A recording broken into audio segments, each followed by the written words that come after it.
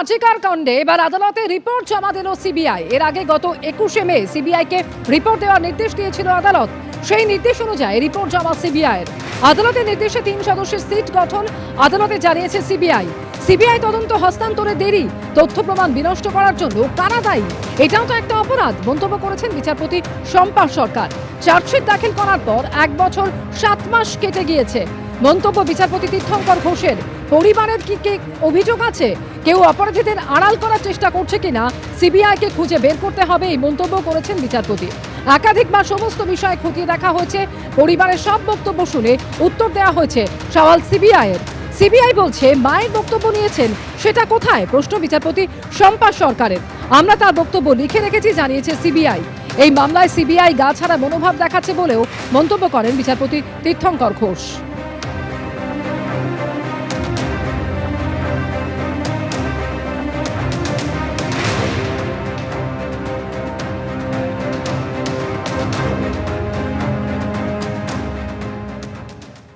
তারাতলায় এই ঘটনার তদন্তের জন্য এবার উচ্চ পর্যায়ের তদন্ত কমিটি গঠন করল রাজ্য সরকার। উচ্চ পর্যায়ের তদন্ত কমিটিতে 11 জন সদস্য থাকছে এবং যেটা জানা যাচ্ছে অতিরিক্ত মুখ্য সচিব আইএএস রাজেশ পান্ডের নেতৃত্বে এই কমিটি গঠন করা হচ্ছে।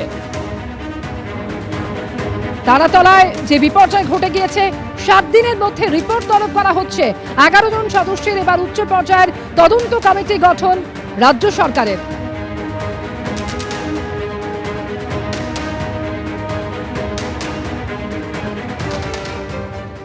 তারাতলা যে ভয়ঙ্কর বিপর্যয় ঘটে গিয়েছে গতকাল, যেভাবে নির্মীয়মান গোডাউন ভেঙে পড়ে হুড়মুড়ি এবং তার নিচে আটকে পড়েন শ্রমিকরা, ঘটনা এখনো পর্যন্ত 11 জনের মৃত্যু হয়েছে বলে জানা গিয়েছে। উদ্ধার কাজ চলছে, কি অবস্থায় রয়েছে উদ্ধার কাজ সরাসরি জানবো। আমাদের সঙ্গে রয়েছেন আমাদের প্রতিনিধি পার্থপ্রতিম ঘোষ। পার্থপ্রতিম, গত কয়েক ঘন্টায় যেভাবে এক নাগাড়ে বৃষ্টি হয় তার জন্য কিছুক্ষণ উদ্ধার কাজ বন্ধ ছিল, উদ্ধার কাজ কি পুনরায় শুরু করা গিয়েছে? দেখো, এক নাগাড়ে বৃষ্টি এবং তার সঙ্গে হচ্ছে বজ্রপাত এবং তার পরবর্তীকালে কিছুক্ষণ উদ্ধার কার্য বন্ধ থাকলেও এখন এই মুহূর্তে উদ্ধার কার্য কিন্তু আবারও পুরো দমে শুরু হয়েছে।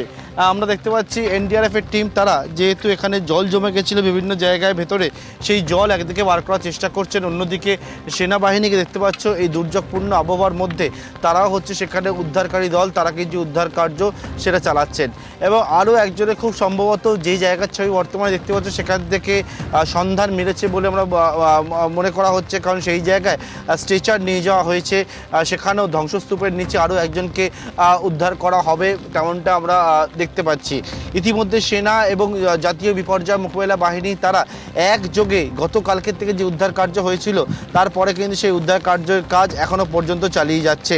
এবং যে বিষয়ে তোমাকে বলবো সেটা হচ্ছে এই উদ্ধার কার্যে বাধা হয়ে দাঁড়ায় সেটা হচ্ছে এই দুর্যোগ, এবং এই দুর্যোগপূর্ণ যে আবহাওয়া, সেই আবহাওয়ার মধ্যে আজকে দুপুরের পর টানা বৃষ্টি, এখনও পর্যন্ত বৃষ্টি চলছে।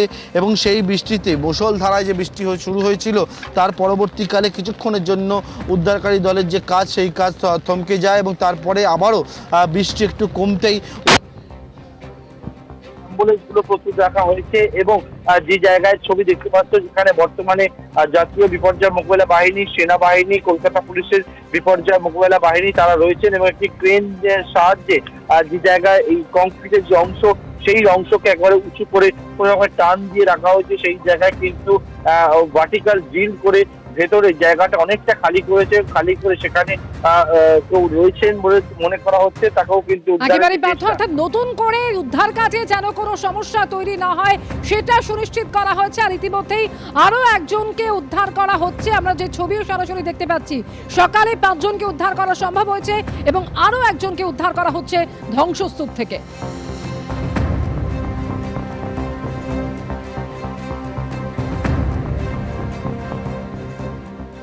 বজ্রপাত এবং তার সাথে ঝোড়ো হওয়া যে দুর্যোগ দেখা গেল, তারপর আবারও উদ্ধার কাজ শুরু করা হয়েছে।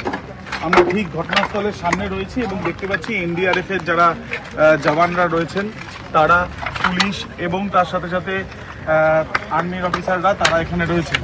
এবং তারা এখানে মূলত এই যে বেশ কিছুক্ষণ ধরে যে উদ্ধার কাজ বন্ধ ছিল, সেই উদ্ধার কাজ যেটা বন্ধ ছিল সেই জায়গাটায় এখন উদ্ধার কাজ তারা কিন্তু শুরু করছেন।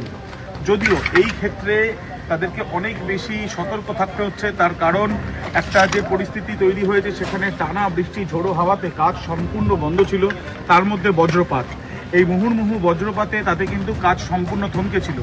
ফের বৃষ্টি কিছুটা কমার সঙ্গে সঙ্গে আমরা দেখছি যে এখানে সম্পূর্ণভাবে এই উদ্ধার কাজ শুরু করা হয়েছে।